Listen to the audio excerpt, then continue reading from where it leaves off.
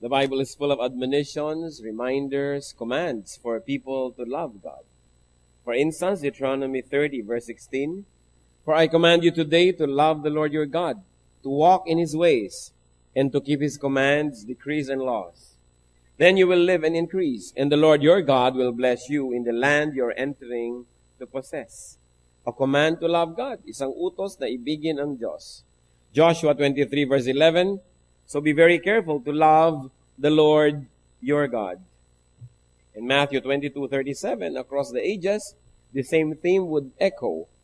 Jesus replied, "Love the Lord your God with all your heart and with all your soul and with all your mind." So kung iisa-isahin po natin na hindi tayo matatapos ngayon sa dami ng mga verses na nag-uutos, nagtuturo na ibigin ang Diyos. So loving God should be natural because we were created by God. God does good to us. Dapat natural lang na iniibig natin ang Diyos. Psalm 116 verse 1, "I love the Lord for He heard my voice. He heard my cry for mercy." So siyempre, yung lagi nakikinig sa atin, tumutulong sa atin, natural, namamahal natin. So loving God is only natural. And loving God is necessary. Kailangan din. Hindi lang natural, dapat din, at kailangan nating ibigin ng Diyos. Psalm 31 verse 23, "Love the Lord, all His saints. The Lord preserves the faithful, but the proud He pays back in full." So kung minamahal natin ang Diyos at faithful tayo sa Kanya, iniingatan niya tayo. So kailangang mahalin ng Diyos, natural mahalin ng Diyos. 1 Corinthians 16:22, "If anyone does not love the Lord, a curse be on him." So ang hindi iibig sa Diyos ay sumpain. Malinaw na malinaw. Ibigin ng Diyos, mahalin ng Diyos, utos, itinuturo, may mga benefits, natural lang. Pero ang tanong, how can material, physical, and to see it to believe people love God who is a spirit, who is invisible? Paano ba iniibig yung hindi nakikita? Paano ba minamahal yung hindi mo naman nadidinig talaga yung tinig na eto, may sound waves na didinig mo talaga? Paano namamahal yung hindi nayayakap at hindi yung mayakap, hindi nag-aabot ng kape? Paano namamahal yung nasaan nga ba siya? How can we love God and how can we love an invisible God? Yan po ang pamagat ng ating pag-aaral at nawa pagpalain tayo ng Panginoon at magpakilala pa siya ngayon ng higit sa dati. Salamat, Panginoon, maaari po kaming magbulay-bulay, mag-aral na yung salita. At dahil inuutos niyo at itinuturo na kayo mahalin, ituro niyo nga sa amin kung paano ginagawa ito, gayong hindi namin kayo nakikita. Reveal yourself to us in many and deeper ways. And Father, may you enable us to really love you. As we study this topic, be our teacher, please. Be our speaker. Lift us up out of ignorance, out of being underinformed, out of little knowledge, so we can know you more. We can love you more. Father, release us from the bondage of darkness. Hayaan nyo kaming makakita ng dapat makita, makarinig ng dapat marinig, matuto ng dapat matutunan. We surrender our all to you. We bring every thought captive to the name of Jesus. And we ask you, Father, let your will be done. Kayo po ang masunod, kayong makapangyari. Kung anong nais nyo, siya pong maganap. Sinusuko namin ang aming mga kagustuhan, ang aming sarili, and we ask you, Father, let your will be done to your people. In Jesus' powerful name, we reject the work of evil and drive away the presence of evil. And we ask you, Father, we ask you, Holy Spirit, lead us so we can see and hear, we can know and become. Lead us. Be our speaker, Father. In Jesus' mighty name, we seek you confidently. How can we love an invisible God? Paano natin maiibig ang Diyos na di naman nakikita? Unang-una po, see God the way He wants to be seen. Kailangan tingnan natin, sulyapan, titigan ang Diyos kung paano niya gustong makita siya at hindi sa paraan na gusto nating makita natin siya. Do not insist on seeing God physically. Huwag pong ipagpilitan na makita ang Diyos ng ating mga mata. Because God is Spirit. John 4:24, God is Spirit. Siya is Espiritu at hindi talaga nakikita. Huwag nating ipagpilitan na makita natin siya sa paraanan na nakita natin ang ating kapwa-tao. Why? Because to see God is to die. Bakit? Exodus 33 verse 20, but he said, you cannot see my face, for no one may see me and live. So yung nagpipilit makakita sa Diyos, die first to see God. Eh ayaw nyo naman. Because God is spirit, so be a spirit yourself. Kung gusto nyong equal plane ang inyong pagtitinginan, you should enter the spiritual world. Live the physical one. Ibig sabihin, humiwalay ang ating espiritu sa ating katawan, pwedeng mangyari. Eh dahil ayaw pa nating lahat nun, ewan ko kung gusto nyo, then we should see God spiritually. If we cannot become fully a spirit right now, so we should see God spiritually. And there are two ways once more. One is to be a spirit yourself, which means really dying to your physical life. But the other one is a more useful round. Be spiritual. You want to see God? Because God is a spirit? Be spiritual. Be spiritual more than carnal, and you will see God in a spiritual way. Paano ba natin nakikita ang Panginoon? Diba kung kayo ay you speak the same language, nagkakaintindihan. If you go to the same place, nakikita. If you like the same things, nakikita kayo. Whether you like it or not, you keep bumping into the same people when you like the same activities. So you like to be seeing God, be spiritual in our nature. And you will see God in a spiritual way. Deuteronomy 4:29. But if from there you seek the Lord your God, you will find Him if you look for Him with all your heart and with all your soul. So ang naghahanap yung puso, yung kaluluwa, hindi lang yung mata. Sapagkat ang Panginoon, kung nabubuhay tayo sa paraang espiritual, makikita natin siya. Because as I have been repeating all along, because God is a spirit. So we should see God indirectly, hindi directly. Yung diretsong nakakakita sa Diyos, sabi niya, namamatay o kailangan patay ka na. Para talaga lubos na, diretso. But we can see God indirectly because God usually reveals Himself indirectly. In other words, through reflections. Through reflections, we can see God. 1 Corinthians 13:12. Now we see but a poor reflection as in a mirror. Then we shall see face to face. Pero kailan yun? Then, later, when the Lord comes. Now I know in part, then I shall know fully, even as I am fully known, even right now. So kilala ako ng Diyos buo ngayon, pero konti lang pagkakilala ko sa Kanya, hindi lubos. Ngayon nakikita ko lang, reflection, pero darating ang panahon, face to face. In other words, ang Panginoon sa Biblia, nakita po natin kung paano magpakilala. Sometimes darating light. Sometimes sound. Mga dumadagundong na mga kulog o mga kidlat o sabay. Nagpakita ang Panginoon kay Moses as burning bush. Nag-aapoy lamang na isang kahoy doon, isang halaman tuyot.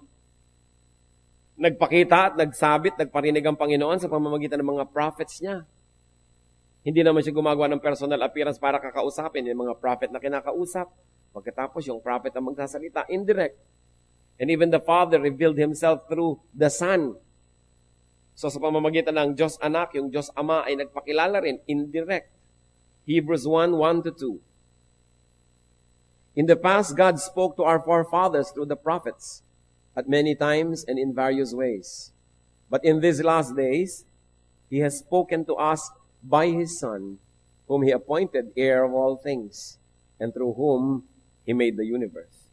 As you see, even the creation of the world by the Father was made through the Son, hindi rin direct. Laging may mga reflection. Ganon din naman ang ating Eastern, Oriental culture, bihira yung diretso, laging may mga parinig,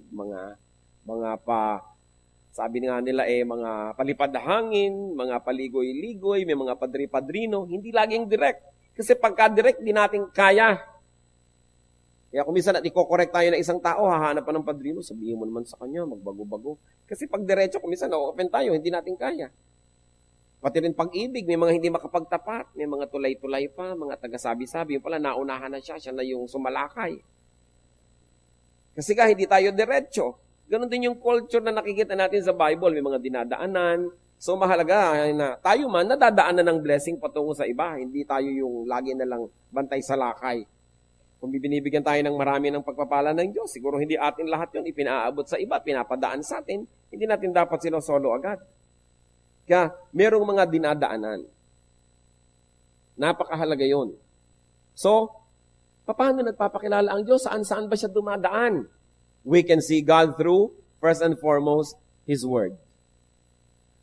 Gusto nyong makita ang Diyos? Gusto nyong mahalin ang Diyos? Di, alamin nyo muna yung pwedeng malaman, yung nakasulat, yung nababasa, yung nakatape, naririnig, yung nakabraille, nakakapa. In other words, bago tayo lumampas doon sa very basic, very fundamental, doon muna tayo maglagi. So you want to know God? Huwag muna yung kung ano-ano mga revelation at mga tinig-tinig na nadidinig. Know God first through what He has already said and what is already written in the Bible. Hindi yung sari-sari mga revelation ang hinahanap natin, yun malang mismong nakasulat doon sa Bible, di pa natin alam. Pag hanapin mo ng Titus, akala relo. Hinahanap yung sound sa New Testament.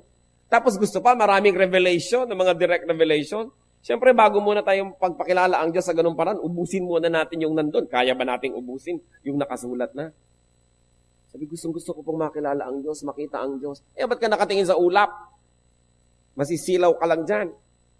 Papasukan ng kulisa pang iyong mata. Yumuko ka doon sa Biblia mo, tingnan mo, dahil makikilala mo at makikita mo doon ng Diyos. Because we can know God through the Word. 1 Samuel 3:21. The Lord continued to appear at Shiloh, and there He revealed Himself to Samuel through His Word. Hindi ko ano mga ulap na nagkikislapan, mga araw na nagdidribble, hindi mga bituing bigla na lamang nagsasayawan. Hindi ganun magpakilala ang Diyos. Nagpapakilala siya sa nakasulat niyang salita. Hindi ko ano mga kababalaghan, mga pangitain. Kasi kadalasan yung iba nag-hallucination na, sari-sari ang nakikita.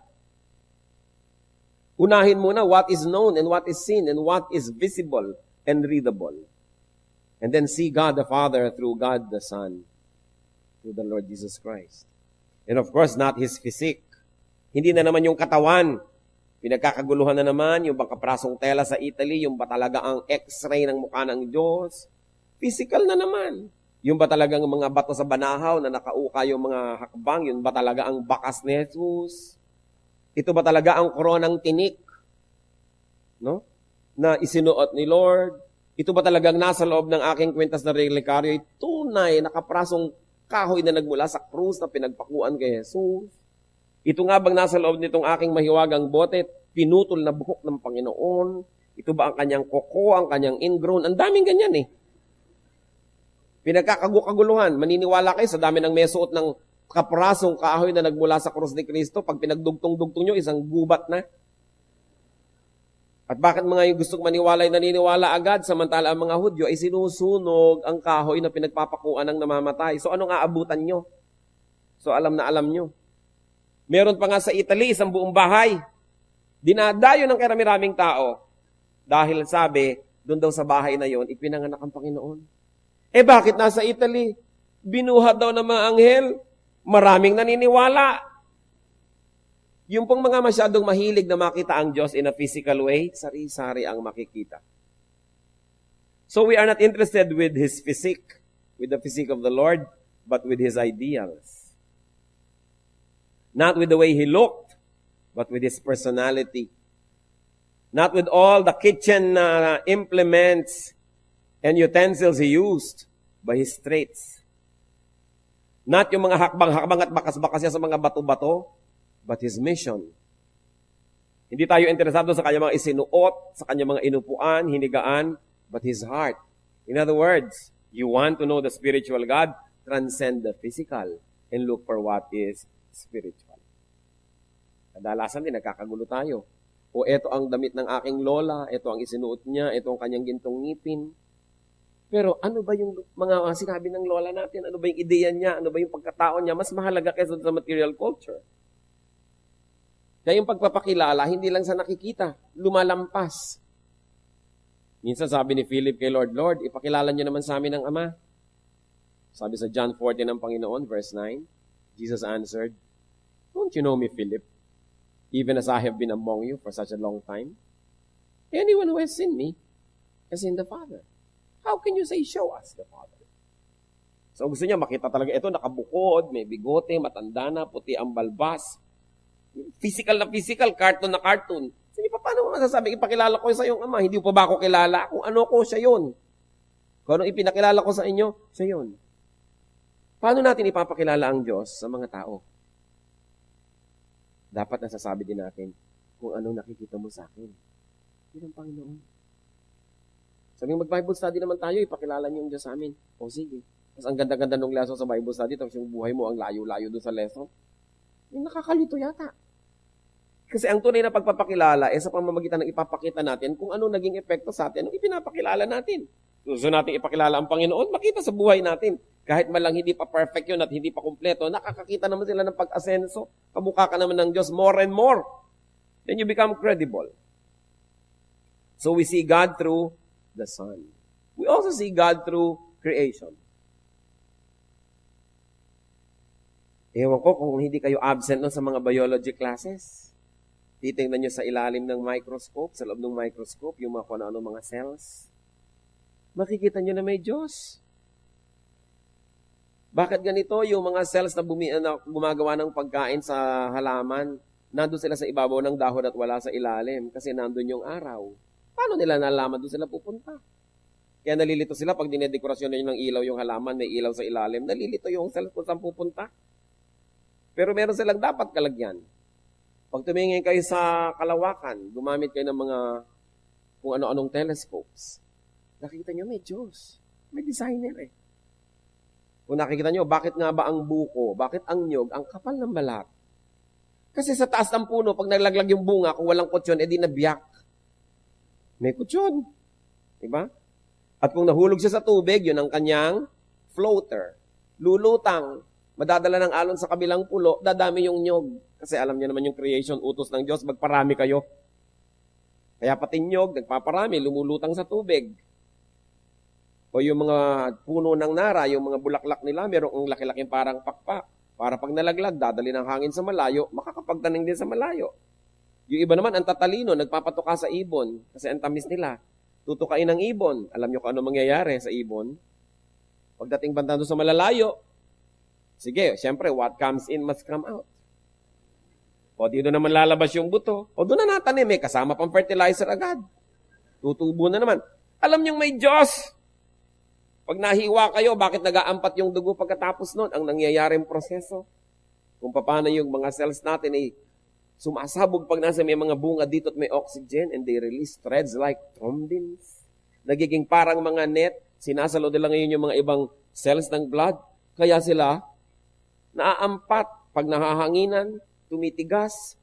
So, tumitigil ang pagdugo. Alangan namang tsamba yon.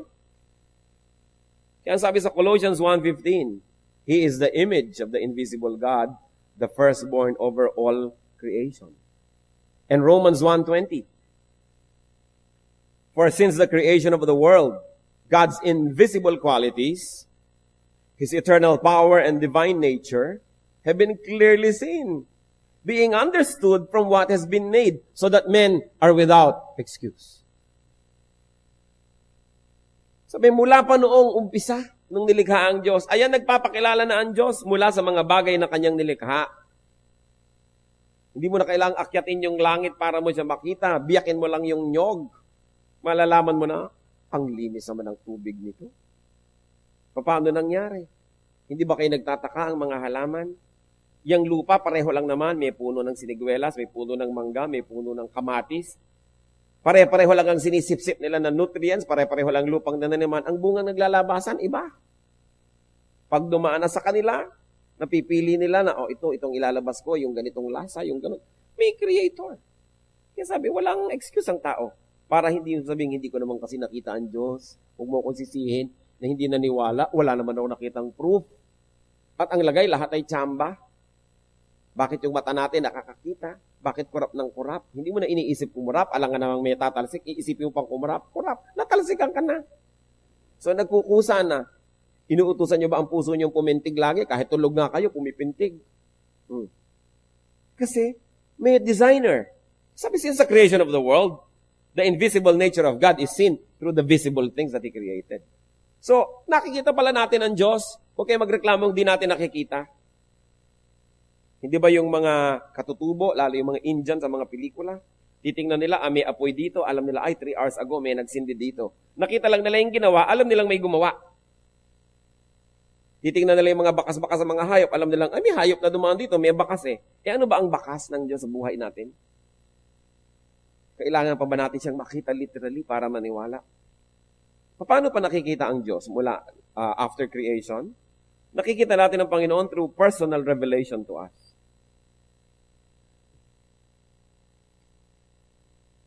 Genesis 35 verse 7. There he built an altar, and he called the place El Bethel, because it was there that God revealed himself to him when he was fleeing from his brother. So maraming paraan ng pagpapakilala ng Diyos. Meron na sa pamamagitan ng nature, meron sa pamamagitan ng kanyang salita, at merong very personal din. Nagpapakilala. Nagpaparamdam. Kumakausap sa atin. Sa paraang di natin alam kung paano. Pag sinasabi sa Bible na, and God said to Abraham, nadidinig ba niya talaga yung boses? O nai-imprint pa sa kanyang puso? Hindi sinasabi sa Bible kung paano. Pero nagpapakilala. Kaya ang mahalaga mga kapatid, kung tayo ay nananalangin, kung tayo nagme-meditate, minsan kahit mga busy day, katulad ni Moses, nag-aalaga ng mga tupa, biglang merong nagalagablab doon na kaprasong tinik na puno, hindi naman maubos-ubos. Napansin niya, lumapit siya, yung pala kakausapin siya ng Diyos. Tayo man, maaaring kinakausap tayo ng Diyos sa maraming paraan. Pero binibigyan ba natin ng pansin? Katulad ni Moses, it was just an ordinary working day. He saw the burning bush. But you see, yung burning bushes naman, hindi kakaiba yan sa Israel at sa disyerto ng Sinai Peninsula. Kasi, sa init ng panahon, tuyong-tuyo talaga ang mga halaman at bigla na lamang nagsisiklab. At sandaling-sandaling siklab lang yun, palibasa tuyong-tuyo. Kaya namamatay agad. Kaya hindi ka takang makakita ng nagsisiklab na halaman. Hindi kakaiba. Pero si Moses, dahil pinansin niya yung nagsisiklab na yon, nahalata niyang parang hindi yata siya nauubos. Dapat ilang saglit lang, ubos na dahil mabilis maputupok dahil tuyong-tuyo. Patang tagal hindi pa maubos-ubos. Lumapit siya. At nung lumapit siya, doon niya nadinig ang tinig ng Diyos. Baka naman tayo, tinatawag din ng Panginoon. Gusto rin niya magpakilala, gusto niya magbigay ng guidance. Nagkanda tupok-tupok na yung burning bush, hindi pa natin pinapansin. Nagkanda malat-malat na yung preacher. Sasabihin pa, ay buti na lang kasama ko siya. Sa'yo yan, sa'yo yan. Yung hindi natin pinapansin, mensahe pala sa atin. Baka naman napagod na yung mensahero. Naubos na ang oras, hindi pa natin pinapansin. Because God is the same yesterday, today, and tomorrow. And if God was revealing Himself through people of the Old Testament, what will stop Him from revealing Himself to us now? Ngayon, paano natin malalaman na ang revelation ay hindi naman galing sa Diyos? Akala lang pala natin. Yung unang-una po nating binanggit, dapat alam natin ang salita ng Diyos. Yung written Word of God. So that we can protect ourselves from messages that are contradictory to the written Word. Because the Spirit of God, who caused the writing of the Bible and its preservation, will not contradict what was written and preserved with a message that's given to you now. Yung mga iba sabihin, kinausap ako ng Diyos. Hindi na daw dapat basahin ng Biblia. Ano? Sinasabi nga ng Biblia na dapat siyang binabasa lagi. Ibig mo sabihin, yung Espiritu ng Diyos, kinukontra yung sarili niya. So, huwad ang iyong revelation. Kaya po mahalaga, bago tayo tumanggap ng personal revelation, and I believe na hanggang ngayon meron nun, ginaguide tayo ng Diyos in a spiritual way, in very practical ways, na hindi written in the Bible. Mag-aasawa ka, ang choices mo, si A, B, C. Alam nga namang humanap ka ng verse para ituro niyang A, O, B, O, C. Wala. Kailangan natin ng guidance ng Diyos. Magne-negosyo ka, magtatayo ba ako ng tindahan ng gulong? O magtatayo ba ako ng vulcanizing na panggawa ng gulong? O ano bang gagawin kong negosyo? Wala yun sa Bible. Pero interesado na ng Diyos sa detail ng buhay natin na yun. Meron siyang perfect will for all of us. So, kailangan yung revelation. Ano bang gagawin ko sa kapatid ko na to na kumukupit sa akin? Papabayaan ko? Hihiyain ko? O nakalagay siyempre sa verse sa Bible ko anong gagawin natin. So, hindi mo na kailangan halimbawa ng extra revelation. Nagdadalawang loob ka, ano bang gagawin ko dito sa asawang to? Hihiwalayan ko kaya to? Alam mo, sabi sa Bible na, ang mag-asawa ay mag-asawa habang buhay. So, bakit mo pa iniisip yan? Anong revelation ang inaantay mo? Yung sulsulang ka ng revelation, na gawin mo yung gusto mo? Na contradictory sa nakasulat? Kaya meron po mga tao masyadong mahilig sa revelation, alam daan nyo? Kasi gusto nilang takasan yung written word of God, humahanap sila ng ibang maisasangkalan para gawin yung gusto nila. Kaya kailangan, tayo may naniniwala sa present day revelation, unang-una, it must be referred to the Word of God. Because the revealed will to you will not contradict the written word that has been revealed to everybody else since the start. Kaya na-check po natin, kaya mahalaga is to know God through His word. And then, there is also such a thing as personal revelation. So, nagpapakilala ang Panginoon. Tayo po na nabubuhay sa pagsunod sa Panginoon, nakikita natin yan, kinakausap tayo. At sa pagsunod natin, napapatunayan natin yun nga ang kalooban ng Diyos. Pero tiyakin po natin, bago tayo susunod sa anumang iniisip natin na revelation, i-refer muna sa written word of God. And that is the standard by which we measure the authenticity of whatever revelation we receive. How else can we see God? Believe it or not, but you can see God through yourself. Nilikha tayo sa wangis ng Diyos. Nakikita din natin ng Diyos sa pamamagitan natin. Nananalamin tayo, hindi physically but spiritually, and we see God. Nakikita rin natin yung kabutihan niya, yung kanyang pag-ibig, yung kanyang kabaitan. Minsan nakikita rin natin yung kanyang pagdidisiplina. Nakikita natin yung kagustuhan nating maging tama at itama ang nasa paligid. Nakikita natin yun because God also reflects His image on us. 2 Corinthians 3:18. And we who with unveiled faces all reflect the Lord's glory are being transformed into His likeness with ever-increasing glory which comes from the Lord who is the Spirit. So you want to see God? Look at yourself. Look at other people also, especially those who are growing in the Lord. You will see parts of God.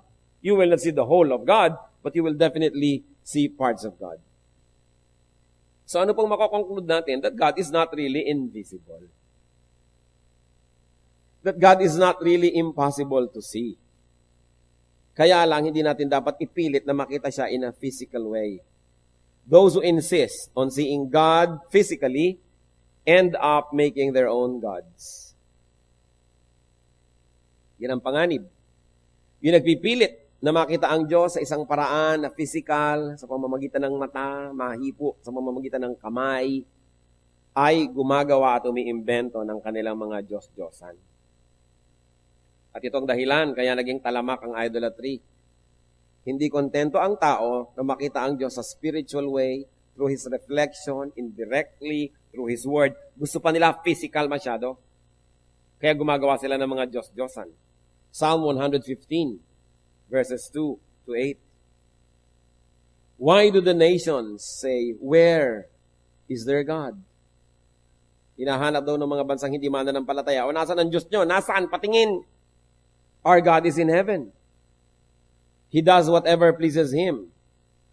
But as for these people, na gustong nakikita ang Diyos, but their idols are silver and gold, made by hands of men. They have mouths but cannot speak, eyes but they cannot see. They have ears but cannot hear, noses but cannot smell. They have hands but cannot feel, feet but they cannot walk, nor can they utter a sound with their throats. Those who make them will be like them, and so will all who trust in them. So itinatanong dito, bakit ba tinatanong ng mga taong ayaw maniwala sa Diyos kung nasa ng Diyos natin? Ewan ko kayo, kung natatanong kayo ng mga kamag-anak nyo, o magsisimba na naman kayo, wala naman kayong Diyos doon. Nasaan? Patingin. Kailangan nahihipo, nahahaplos, napupunasan, nakikita. Sabi niya, yan daw sinasabi ng mga nations, where is their God? Sabi niya, our God is in heaven. Wala dito. Spiritually, narito, pero ang kanyang lubos na presensya, wala rito. At ginagawa niya kung anong dapat gawin, pero ang mga Diyos-Diyosan daw, nung mga gusto yan, ayan, silver and gold, gawa lang ng kamay ng tao. May bibig, may labi, pero di nakakapagsalita. May mata, pero di nakakakita. May tainga, pero hindi nakakarinig. May ilong, pero hindi naman nakakaamoy. May kamay, pero wala namang magawa't walang maramdaman. May paa, hindi makalakad, kaya nga pag ipinaparada, binubuhat, di ba? Kung naglalakad ba naman mag-isa, baka maniwala pa ako. Hindi, bubuhatin ko, tapos sasambahin ko, ako lang nagdadala sa kanya. Bakit? Sabi, hindi naman sila nakakapaglakad. Pag natumba, kailangan mo itayo. Pag umulan, kailangan mong payungan. So, bakit ako hihingi sa kanya ng proteksyon? Sarili nga niya, hindi niya ma-protect. Sabi, they cannot even utter a sound with their throat. Sabi, in other words, wala silang magagawa, wala silang kayang gawin. At itong malungkot, those who make them will be like them. In other words, yung gumagawa niyan, yung nananampalataya dyan, ganyan din, wala ding magagawa. Tulad din nung kanilang pinananampalatayanan. So the nations ask, where is your God? Ang kailangan, visible. What is wrong with gods that can be seen? Konting isip mga kapatid. Anong problema kung may Diyos na nakikita? Anong problema dito sa mga pinag-uusapan ng mga Diyos-Diyosan? They cannot see. And you know why? They cannot see you. Because they cannot see. They cannot speak, they cannot hear, they cannot smell, they cannot feel, they cannot walk. In other words, they are helpless. So those who make them will also be like them. Ano po ang malaking problema kung nakikita ang Diyos? Because a God that man can see, a God that man can perceive, a God that man can contain in his eyes, is less than man. Is inferior to man. Pag kaya niyong pagkasyahin sa inyong mata, hindi yun mas mataas kaysa sa inyo. Kaya pag tinitingnan natin ang kalangitan, kasya niyo bang pagkasyahin lahat? Hindi, dahil sa likod natin, sa kabila ng likod ng planeta, may hindi ka nakikita eh. Kaya walang hanggan. Kung nakikita mo yung buong Diyos, pag napagkasya nyo sa mata nyo, maliit. Kasi kasya sa mata nyo eh. Kaya yung hindi nakikita, mas mataas kaysa sa'yo. Kasi kung kaya mo siyang makita, baka hindi kanya kita. Kasi ikaw ang may kaya, merong power above the person or above that which you call God. What matters is not to see God, but to be seen by God. Anong gusto nyo? Nakikita nyo ang Diyos o nakikita kayo ng Diyos? Wala kayong gusto. Gusto nyo siyempre yung nakikita. Amen ba yun? Kung nakikita kayo ng Diyos, dapat hindi nyo siya nakikita. Kasi mas malaki siya kaysa sa inyo. Kung kita nyo siya buong buo, nagkasya sa loob ng inyong mata, hindi siya ganun kalaki. Kaya, mabuti yung hindi natin nakikita. It is one assurance na mas dakila kaysa sa atin.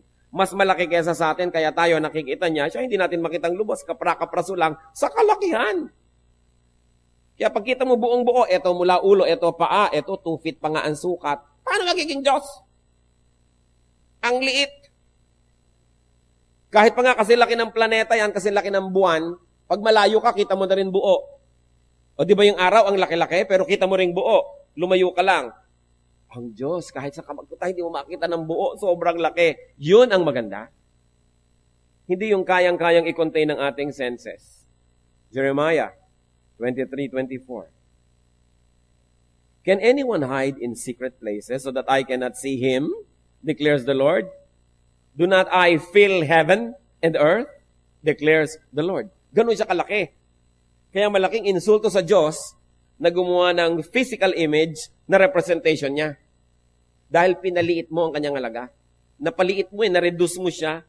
Kaya dapat wala. Sabi, God who made heaven and earth and everything in it does not live in shrines made by man, nor is he served by anything as though he needed anything, because he himself gives to men breath and life and everything. So hindi siya pwedeng i-reduce na parang litrato. Ang laki i-reduce mo para kasya sa wallet ko. We cannot reduce God. Heaven and earth cannot contain His glory. So we content ourselves in not seeing Him fully, but only right now in seeing Him through reflections, seeing Him partially, seeing Him in us and in others. At pagdating ng araw, makikita na natin siyang ganap kung tayo ay kamukhanan niya. Ibig sabihin, hindi na tayo encumbered and imprisoned by this body. Hindi na tayo basta physical lang, because the Bible says, in a twinkling of an eye, we shall be changed. We shall be like Him, and we shall see Him because we will be like Him. Hindi yun para sa panahon na ito. Kaya huwag ipagpilitan. Ang mahalaga, sa kalakihan niya, kahit saan tayo sumuot, kahit saan tayo pumunta, kita niya tayo, yun ang importante. That He is greater than we are. Psalm 139, verses 7 to 12. Where can I go from your spirit? Where can I flee from your presence? If I go up to the heavens, you are there. If I make my bed in the depths, you are there. If I rise on the wings of the dawn, if I settle on the far side of the sea, even there, your hand will guide me. Your right hand will hold me fast. If I say, surely, the darkness will hide me, and the light become night around me, even the darkness will not be dark to you. The night will shine like the day, for darkness is as light to you. Sabi, paano ko magtatago sa Diyos? Paano ko pagtataguan? Paano ko iiwasan? Kahit maakyat ko ang langit, yun naman ay kung kaya ko. Siyempre, nandun kayo. Ngayon, sumisid ako sa pusod ng dagat, kalalim-laliman sa Philippine Deep, o sa Marianas Trench, andun pa rin kayo. Kung makakasaya ko sa pakpak ng bukang liwayway at salubungin ko ang araw, pagdating ko doon, naroon pa rin kayo. Kahit tumawid ako ng dagat at magpunta sa pinakamalayong ibayo, naroon pa rin kayo. Kaya kahit saan ako magpunta, natutulungan niyo ako. Your hand will guide me. Ngayon, kung ako na may gumagawa ng mga kamalian, nagtatago pa sa dilim, sabi na ako, baliwala. Kasi ang dilim ay liwanag din sa inyo. Walang kayang itago sa Diyos. We cannot see God, but He sees us. Is that not wonderful? Walang pwedeng ilihim. Kung gayon, wala rin tayong suliraning di niya alam. Wala tayong mga iniisip na mali na di niya alam. Wala tayong mga pandarayang di niya alam. Wala rin tayong mga pangamba, takot at pangangailangang di niya alam. Napakabuti na lang at di natin siya kita at kita niya tayo. Hindi tayo ang tagapag-protect niya. Siya ang protector natin. Hindi kung gumagawa ka ng mga Diyos-Diyosan, nananakawan ng mga alahas, nananakawan ng mga baro, ikaw ngayon nagbantay ng bantay, imbes siya nagbabantay sa'yo. Nababaligtad. Pag nagkakasunog, siya yung buhat-buhat mong inililigtas mula sa sunog. Ba't di kanya buhatin? Diyos pala siya. Baligtad. Kaya ayaw ng Panginoon ng ganun eh. Nagtitiwala ka sa iba, hindi sa Kanya. At nakakaroon ng kainsultuhan. Sabihin na, eto, ang kawangis ng Diyos, eto ang representation ng Diyos, wala na maaaring maging representation ng Diyos. Walang pwede among creation, especially those who are only made by man, that can approximate the glory of God. And God is jealous and He doesn't share His glory with anybody or with anything. Kaya dapat kinikita natin yun. Hindi na lang dapat nakikita ang Diyos. Ayaw niyang pakita, pinipilit pa natin. Nagpapakilala naman sa maraming paraan. A God whom man cannot perceive. A God that man cannot see. A God that man cannot contain in His eyes is above man. Therefore, that God is God. Hindi kayang mapagkasya sa isang lugar. Hindi kayang magkaroon ng representation. And those who do not see and believe, those who believe, and those who love, despite not seeing, are blessed. Yung umiibig sa Diyos, kumikilala, sumusunod, kahit hindi nakikita ang Diyos, yun daw ang pinagpala. John 20, verse 29. Then Jesus told him, because you have seen me, you have believed. Blessed are those who have not seen and yet have believed. Kung minsan maririnig mo sa mga Kristyano, mabuti pa sila Peter, no? Mabuti pa sila James, nakita nila ang Panginoon, pinagpala naman sila. Pero sabi ni Lord, kayo nakakita sa akin at naniwala, natural lang, nakita niyo ako eh. Anong katakataka doon? Pero yung hindi nakakita at naniwala, yun ang lubos na pinagpapala. Sapagkat yun ang mas mataas na uri ng pananampalataya.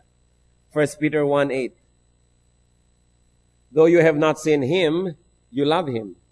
And even though you do not see Him now, you believe in Him and are filled with an inexpressible and glorious joy. Yun daw po ang malalim na pagkakilala, yung hindi mo nakikita, yung naniniwala. What is important, brothers and sisters, is not to see God, but to be seen by God. So, love God the way He wants to be loved.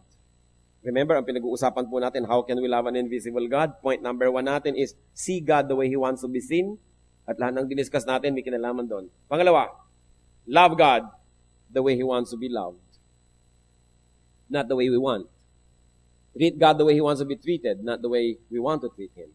John 4:24, God is spirit, and His worshipers must worship in spirit and in truth. In other words, we want to love God, we love Him in spirit. How do you love God in spirit? First of all, fellowship with God in spirit, in the Spirit. In other words, be spiritual. We can fellowship with God by being spiritual. How is that done? By being like Him in character. Pag yung character natin magkamukha, may genuine fellowship. Tulad ng mga dating mga anak, sons and daughters, hindi maintindihan ng magulang nila. Nung naging magulang na sila, yun, naintindihan na nila yung magulang nila. Mas nagkaroon ng connection, nagkaroon ng fellowship. Nagkakaroon tayo ng connection and fellowship with God. We get to understand God. We get to know more God. When we become like God in character. Katulad ng hindi mo naiintindihan yung mga manager sa opisina. Nung naging manager ka, naintindihan mo. Then you can have genuine fellowship because you really understand each other. Because you know each other. You say, now I know Him, kaya pala. So paano natin makikilala ang Diyos? By being like God in our character. Pagka nagpapatawad na tayo ng mga mahirap patawarin, pag nagbibigay na tayo sa mga hindi karapat-dapat bigyan, pag nagmamahal tayo sa mga hindi kamahal-mahal, nalalaman natin, ganun pala ang nadarama. Ganun palang gawin ito. Ganito pala si Lord noon, nung ipinapako, nananalangin na patawarin ng Ama sa Langit yung nagpapako sa Kanya. Paano natin malalaman kung hindi tayo magpapatawad sa mga nagpapako din sa atin? You want to know God? Pass the way He passed through. Then you will understand. 1 John 3:2. Dear friends, now we are children of God, and what we will be has not yet been made known. But we know that when He appears, we shall be like Him, for we shall see Him as He is. When we transcend the body, we will be like Him, but not yet. Hindi pa nangyayari yon. But it can happen in an advanced way by being like God in our character. Ephesians 4:22-24. You were taught, with your regard to your former way of life, to put off your old self, which is being corrupted by its deceitful desires, to be made new in the attitude of your minds, and to put on the new self, created to be like God in true righteousness and holiness. Totoo, kung ano tayo, as is where is, minahal tayo, tinanggap ng Diyos.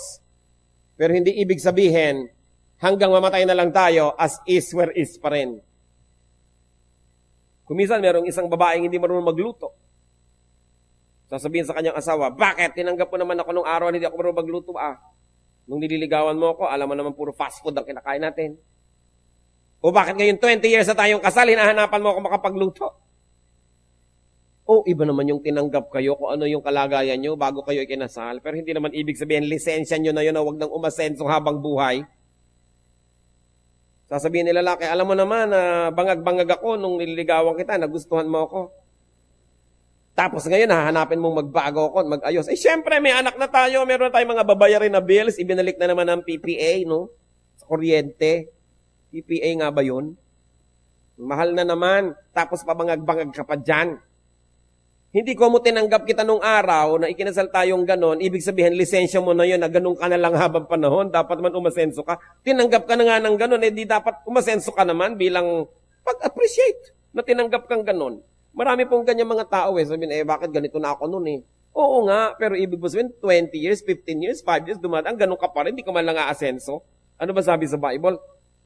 That God changes us from glory to glory, hindi yung the same. Kailangan umaasenso.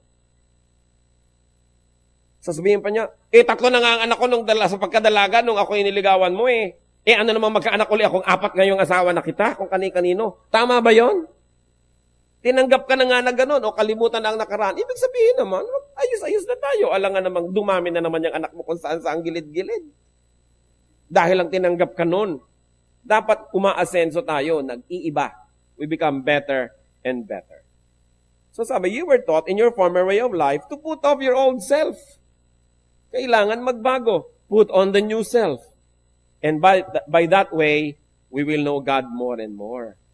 Habang nagiging deeper ang ating kabanalan, doon natin nakikilala ang Diyos kasi siya'y banal. Paano mo ba nakikilala yung banal? Di magpakabanal ka rin. Matthew 5:48. How can we love God? By being spiritual, by being like Him in character. Matthew 5:48, be perfect, therefore, as your heavenly Father is perfect. So we are to be like God. How do we know God more? By doing His deeds. John 14:12. I tell you the truth, anyone who has faith in me will do what I have been doing. He will do even greater things than this, because I am going to the Father. And as we work side by side with God, then we will know God. Napakaraming paraan para makilala at mamahal ang Diyos. How else do we love God? Love God in truth. Kanina sinabi natin, love God in spirit. Ibig sabihin sa ating character. Now naman, you love God in truth, in practice, in deeds concerning our daily life. We are to be like God in character, we will know Him more. We are to be like God in deeds. And when we do what He does, especially deeds concerning His church, then we will know Him better. Matthew 25:45.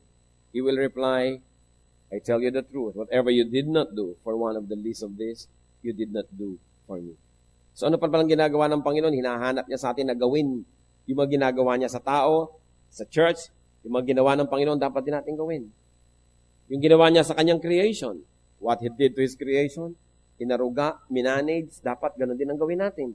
And then we take care of nature, when we take care of the environment, we get to know God more, who is the creator of such environment. And when we do His will, we will know Him more. Seeing God spiritually results in strength and courage. Anong nagiging bunga pag lalo natin siya nakikilala? By being like Him in character and in deeds, that's how we see Him spiritually. That's how we know Him spiritually. Nagiging tayo malakas. At nagkakaroon tayo ng lakas ng loob, paninindigan. Hebrews 11:27. By faith, referring to Moses, he left Egypt, not fearing the king's anger. He persevered because he saw Him who is invisible. Bakit daw tinalikuran ni Moses ang karangya ng Egyptian court? Bakit sumunod siya sa kautusan ng Diyos? Dahil nakita niya yung invisible God. Dahil nagpakita ng reflection, nagparinig ng tinig, ipinakita ang kalooban niya, at nung sinunod ni Moses habang sumusunod siya, lalo niyang nakilala ang Diyos. Not physically seeing God is not a disadvantage. The unseen God is great. The unseen is greater. What you see is less than you. Those that you cannot completely see are greater than you. Hebrews 11:3, by faith, we understand that the universe was formed at God's command, so that what is seen was not made out of what was visible. Ang lalim naman ng verse. Lahat daw ng nakikita natin ngayon, ginawa ng Diyos not from visible, but from the invisible. In other words, dati invisible yan. Dati dapat itong coaster na to invisible. Itong mic na to invisible. Ako dapat invisible. Kayo invisible. Pero mula sa invisible, ang kapangyarihan ng Diyos turned it into visible. Kaya nga nalikha yung earth, nalikha yung hangin, nalikha yung sun, nalikha yung lahat from nothing. From another form. In other words, the present form of anything has an equivalent in another consciousness, in another level of understanding, in another degree of spirituality. Kaya napakahalaga na maintindihan natin yun, na dalawa yan, hindi lang yung nakikita, may katumbas yan. Parang yung pera na hawak nyo, may katumbas na gold yun sa central bank. Pag walang katumbas, fake ang pera.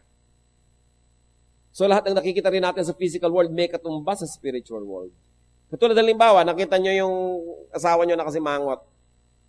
Anong katumbas doon sa spiritual world? Siguro galit sa inyo, siguro naiinis, siguro nagsiselos. Kaya merong spiritual reason, kaya naging ganda ng itsura ng mukha niya. Meron naman nakangiti. Ang pagkakangiti, hindi mo talaga mapigil. Mo in love ka, no? Di ba madaling makita yung ngiti ng in love?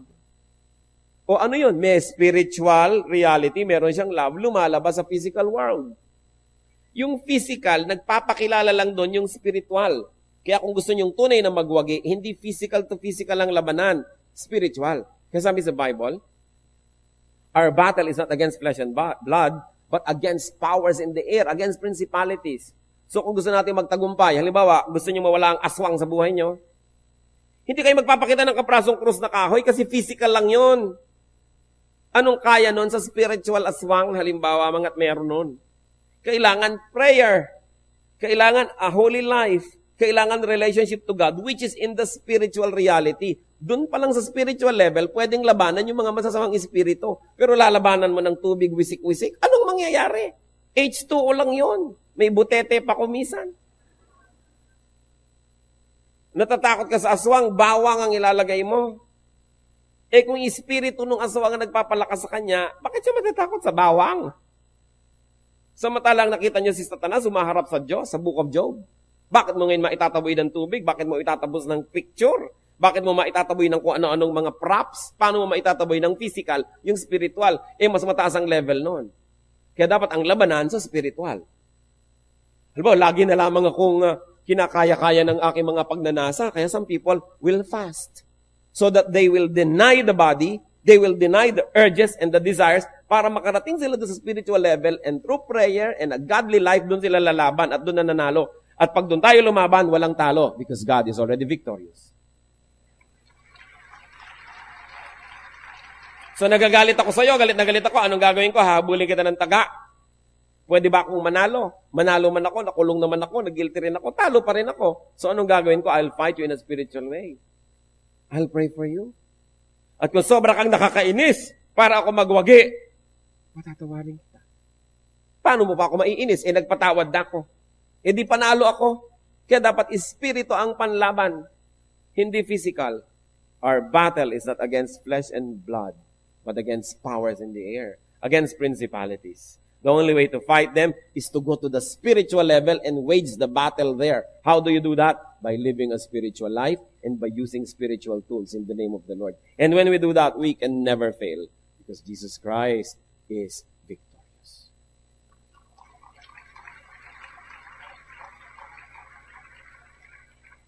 Sana nagkakaintindihan tayo. Na ang pinapalakpakan nyo lang, dahil tumataas yung bosa, parang palakpak na. Palakpak ka na ngayon. Diba? Yung talagang unawaan nating lubos kung bakit. Kasi, napakalalim na pinag-uusapan natin. So, hindi pwede na gusto nyong palayasin yung masasamang espiritu, maglalagay kayo ng mga kung ano-ano mga rebulto dyan. Eh, kahoy, chok. Paano iiwasan ng espiritu?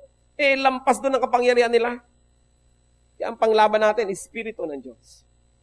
Paano natin nakikilala ang Diyos? Hindi rin sa pamamagitan ng mga physical na yan. Lilipat tayo doon sa spiritual level. How do you do that? By being clean, by being godly, by being spiritual, by being honest. Then lumalampas tayo. Hebrews 11:3. By faith, we understand that the universe was formed at God's command, so that what is seen was not made out of what was visible. Nire-review lang natin. Yung nakikita natin, merong equivalent sa kabilang daigdig yan. So, eto halimbawa, itong pamangkin mo, ang sama ng ugali, hindi makukuha lang yan sa palo, kahit ikadena mo yan. Hindi makukuha lang yan sa psychology. Kailangan labanan mo yung espiritu na nagpapagawa sa kanya noon. Pupunta ka sa spiritual world, doon mo siya igagapos. Tapos, pag natalo na siya doon, susunod na yung katawan, matatalo din. Lagi, it is won or lost in the spiritual world. Kaya halimbawa, may tumutukso-tukso sa inyo. Sa isip nyo, natalo na kayo. Sinabi mo, sige, talagang bibigay na ako. Nag-iintay lang yung katawan nyo ng time, ng chance para sumunod. Susunod yung katawan nyo sa pagkatalo dahil yung espiritu nyo nagpatalo na. Pero pag yung espiritu natin, panalo, yung katawan susunod. Kaya anong sabi ni Paul? I beat my body to make it my slave so that it will not become my master. Hindi ako susunod sa katawan ko. Pasusunurin ko yung katawan ko sa espiritu. And that's how you know God in the spirit. You become very, very victorious in the spiritual world. Kasunod yung katawan. Kaya kung minsan may tatawag sa akin, Pastor, meron akong kilala, drug addict, kailangan maayos. Ang una kong tanong, gusto ba nung may katawan magayos? Ayaw ho kinakadena pa nga namin. Wala akong magagawa. Kasi kahit anong gawin natin dyan, pag nakahulagpos, gagawin niya uli. Sayang lang lahat ng pagod natin. Ngayon, kung siya mismo willing, gusto kong bumait pero di ko magawa, halika, magtulungan tayo. Pero yung ayoko bumait, ayoko. Wala tayong magagawa doon. Kasi sa spirito pa lang, nagpapatalo na siya. Paano gagawin mo sa katawan? Kahit anong gawin mo doon, matatalo pa rin. The battle is fought in the spiritual level. Kung lubos nating uunawain yun, dadali ang pagtatagumpay. Kasi doon sa level na yon matagumpay ang Diyos. Sa physical level, hanggang ngayon nagtatagumpay pa si Satan kasi hindi pa siya nakagapos. Kaya pag lagi kang physical at lagi mong kinakatang let's get physical, marami kang talo. Sana mag-physical ka lang sa exercise, okay yan. No? Pero kung puro physical, lahat ng tawag ng laman, lahat ng gusto ng desires, susundin mo, ano mangyayari sa'yo? Sunod-sunuran ka. Kaya yung po yung mga sunod-sunod sa katawan nila, yung sunod-sunuran, para mga hibang. I'll walk a mile for a camel. Can you imagine? Maglalakad ka 1 milya para lang kayo makapanigarilyo? Natutuwa pa't ipinagmamalaki? Alipin ka nun. Hindi ka makatulog ng ganon. Hindi ka mabuhay na walang patis. Kaya sabi ni Paul, I will beat my body and make it my slave. So maganda po yung fasting. Bakit? Pinapatunayan nyo sa sarili nyo that you can get by with very little.